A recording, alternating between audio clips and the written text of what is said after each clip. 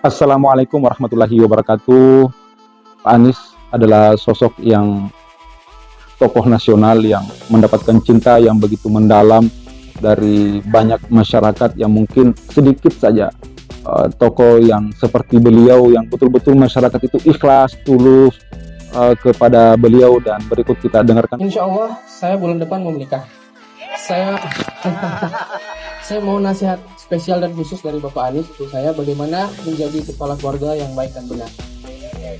Ricky mau menikah bulan depan. Bulan depan calon saya yang ini, Pak.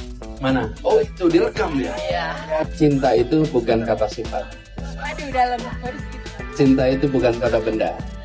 Cinta itu kata kerja. Karena itu kerjakan cinta itu. Paman saya ditangkap. Kakek saya itu bilang pada semuanya, jangan pernah takut dengan ditangkap. Kenapa? Karena dia tidak ditangkap karena mencuri.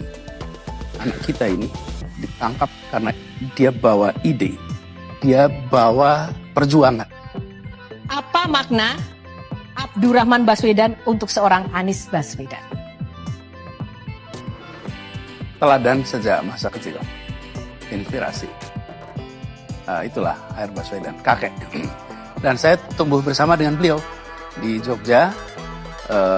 Bersama-sama beliau adalah orang yang hidupnya dihibahkan untuk perjuangan yang beliau kerjakan di masanya. Sehingga sampai tinggal di Jogja dan sampai akhir hayatnya. Kemudian saya melihat dari dekat karakter para pendiri Republik. Salah satunya beliau. Karakternya itu apa? Karakternya itu adalah dedikasi yang luar biasa, kecintaan tanpa syarat kepada bangsa ini, kepada Republik ini.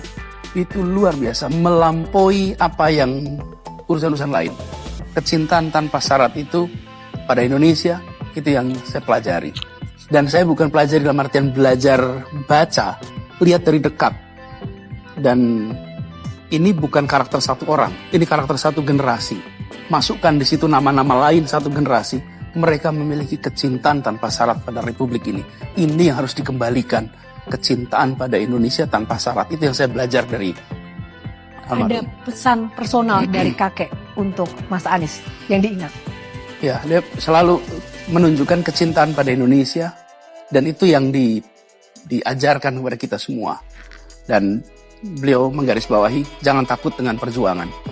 Suatu ketika, tahun 70-an, saya SD kelas 3, paman saya ditangkap karena urusan NKK-BKK. Oke. Lalu yang ditangkap itu anak yang ke-11, anak bungsunya. Semua dikumpulkan di rumah saya, waktu itu ada masih kelas 3 SD. Kakek saya itu bilang pada semuanya, jangan pernah takut dengan ditangkap. Kenapa? Karena dia tidak ditangkap karena mencuri. Anak kita ini ditangkap karena dia bawa ide, dia bawa perjuangan. Jangan pernah khawatir. Dan kemudian kalau ada orang yang datang bercerita tentang perjuangan macam-macam itu, saya ikut duduk di situ. Saya tadi ceritakan kakek saya sering menulis. Saya belum tentu hafal dengan apa yang dia tuliskan. Tapi saya ingat persis hampir setiap hari beliau mengirimkan surat kepada siapapun. Karena pada waktu itu belum ada WA, belum ada ini. Baca artikel di koran, dia akan kirim surat. Ketemu dengan siapa, dia akan tulis surat. Di situ saya menyadari betapa hidupnya sampai dengan usia 78 tahun adalah hidup yang dihibahkan untuk masyarakat, untuk Indonesia, dan itu menjadi catatan perjalanan yang saya merasa banyak belajar darinya. Oke. Gitu. Wah. Yang pasti kita yakini kakek dari Anies Baswedan dan juga seluruh pendiri bangsa ini bangga ya dengan Anies Baswedan dan juga para generasi muda yang ada di sini, adik-adik dan juga mahasiswa, tentu saja juga para panelis yang ada di sini menjadi generasi yang harus menjadi generasi penerus ya untuk mencintai negeri ini lebih lagi. Terima kasih Anies Baswedan, tepuk tangan sekali lagi. Ketika Anda mendapatkan tanggung jawab ikut membiayai orang tua, maka jangan pernah pandang ini sebagai beban, tapi pandang ini sebagai sumur pahala untuk Anda membiayai orang tua. Nomor 1. Jangan pernah pandang membiayai orang tua itu sebagai beban. Karena dia sudah membiayai Anda selama ini. Itu penting sekali. Yang kedua, tentu cari kesempatan. Dan cari kesempatan ini, teman-teman sekalian, ketika Anda dapat beban sandwich begini, ingat teman-teman, ini sesungguhnya adalah masa pembelajaran yang di kemudian hari hampir pasti Anda punya pengalaman mengelola beban yang besar. Dan seberat-beratnya apa yang Anda alami, Anda boleh bilang pada diri sendiri, saya bukan orang pertama yang melewati ini. Pasti ada orang lain sebelum saya melewati ini, dan if they survive, I will survive.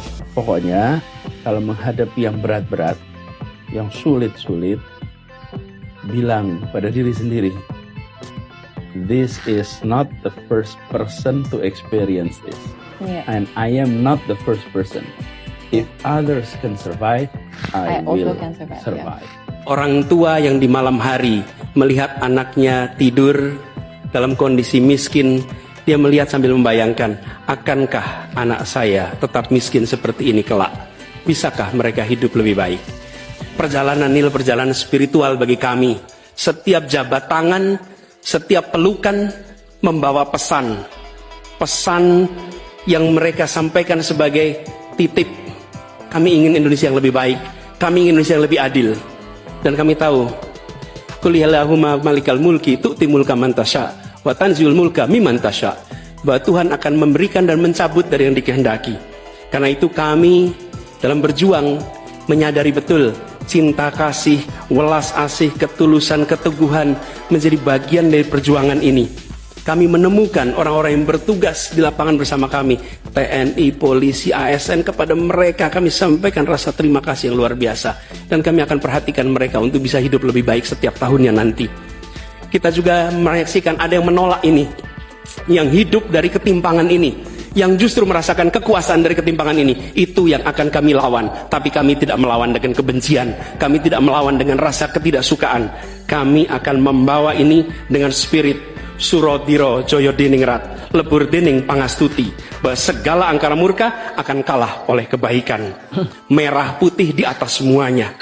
Penghormatan kepada kebinekaan, penghormatan kepada persatuan akan mengantarkan kita, yang kita ikhtiarkan bersama-sama, menjadi Indonesia yang cerdas, sejahtera, sehat.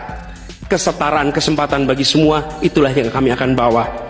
Setara bagi siapa? Laki perempuan, kaya miskin, kota desa, mereka yang berpendidikan umum, madrasah, pesantren, agama apapun, suku apapun.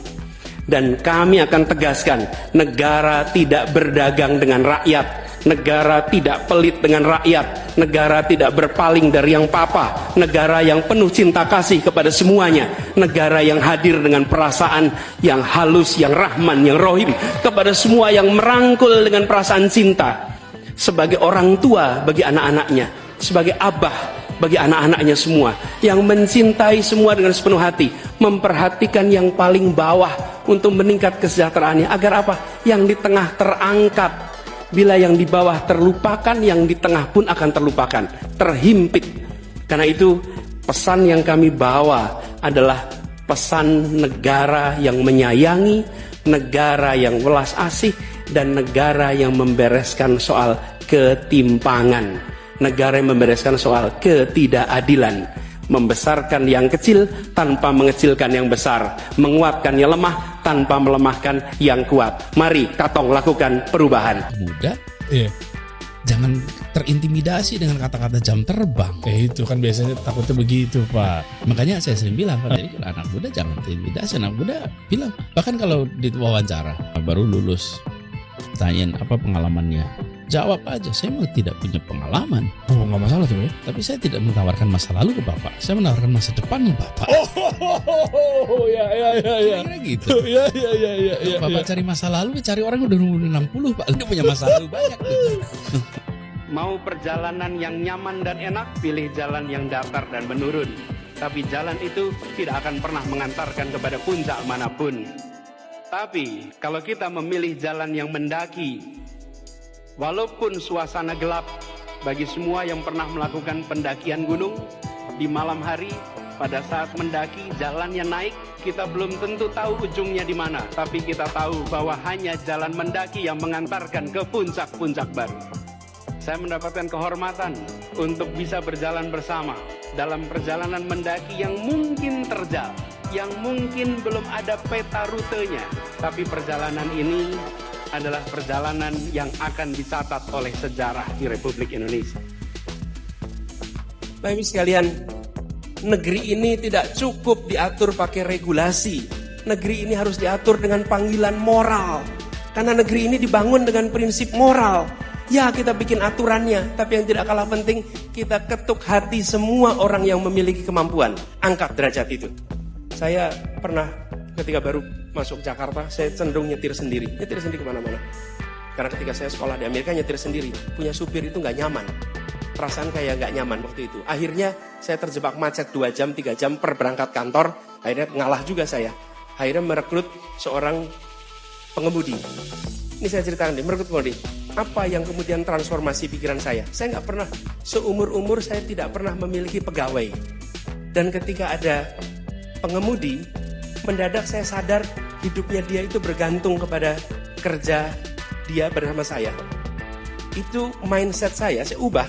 Ini harus dipandang sebagai tanggung jawab saya untuk mengangkat derajat dia yang hanya berpendidikan SMP supaya dia dan keluarganya bisa naik kelas. Itu pandangannya.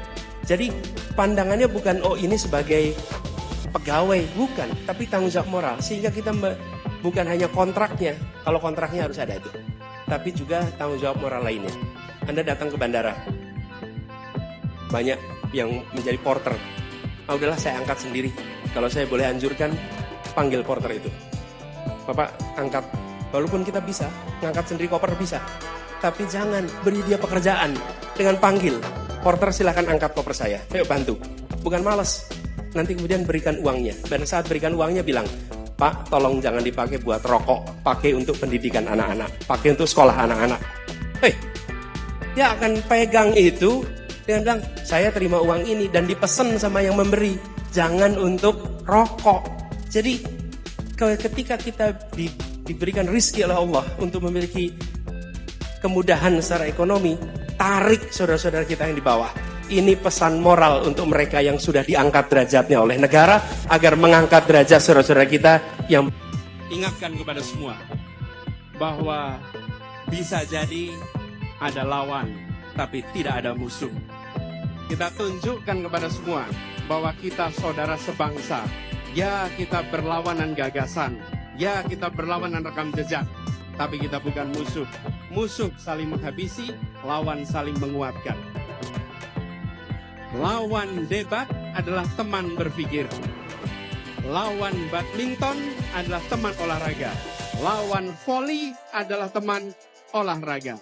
Lawan di dalam proses pilpres, lawan di dalam pemilu, mereka adalah teman dalam demokrasi. Bagi para haters dan juga buzzer yang membenci Pak Anies, beliau mungkin tidak punya sisi positif di pandangan mereka. Anies dikatakan sebagai hanya pandai berretorika, pandai bermain kata-kata, pandai memantik perhatian melalui kalimat-kalimat yang menghipnotis orang yang mendengarnya.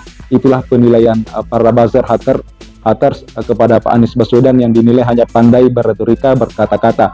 Namun kita menengok ke belakang dari rekam jejak beliau, di mana beliau punya posisi jabatan, maka beliau akan memaksimalkan di situ dan selalu meninggalkan legasi yang luar biasa.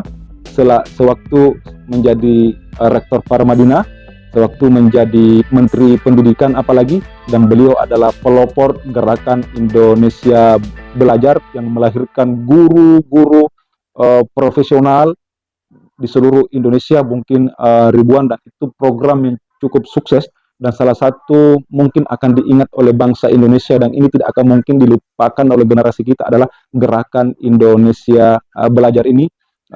Para guru-guru dikirim ke seluruh Indonesia di wilayah-wilayah terpencil, bahkan mereka banyak tidak menemukan signal untuk handphone mereka, tapi mereka tulus mengabdi, dan itulah gerakan yang dilakukan oleh Anies Baswedan di dalam gerakan Indonesia Mengajar.